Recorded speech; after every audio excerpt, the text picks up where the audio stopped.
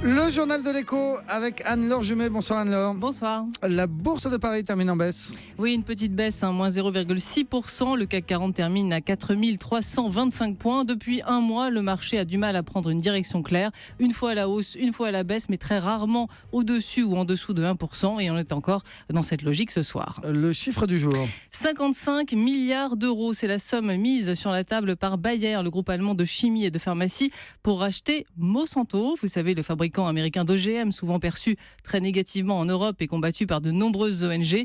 C'est l'une des plus grosses opérations de l'année. Si elle se réalisait, elle créerait un géant dans le secteur des pesticides, des engrais et des semences. L'entreprise du jour. C'est AXA, la compagnie d'assurance, vient d'annoncer qu'elle n'investira plus dans le tabac. C'est le premier assureur à s'engager dans cette voie.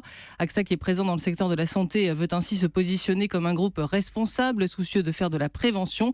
C'est une cancérologue australienne qui l'a convaincue de s'engager dans cette voie. Le fait du jour. La mise en garde du Trésor britannique sur les conséquences du Brexit à 30 jours du référendum.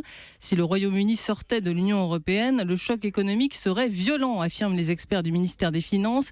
L'économie plongerait dans la récession pendant un an. Et ces experts ont sorti leur calculette. Au bout de 2 ans, le PIB perdrait entre 3,6% et 6%, et ce sont entre 500 000 et 800 000 emplois qui seraient détruits. Alors immédiatement, le Premier ministre David Cameron et son ministre des Finances, George Osborne, se sont emparés de cette étude pour convaincre l'opinion britannique de rester dans l'Union.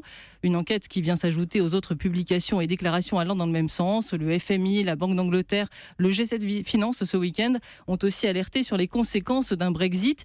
Et ces mises en garde semblent d'ailleurs influencer les Britanniques, puisque les derniers sondages donnent gagnant le maintien dans l'Union avec quelques points d'avance.